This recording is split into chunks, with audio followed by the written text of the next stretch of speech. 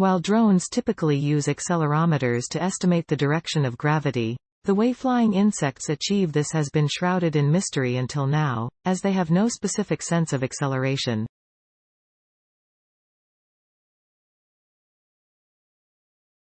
In this study, a European team of scientists, one led by the Delft University of Technology in the Netherlands and involving a CNRS researcher, has shown that drones can assess gravity using visual motion detection and motion modeling together.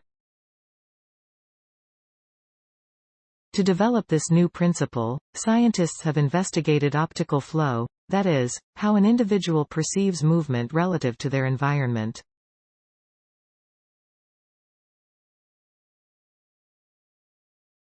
It is the visual movement that sweeps across our retina when we move. For example, when we are on a train, trees next to the tracks pass by faster than distant mountains.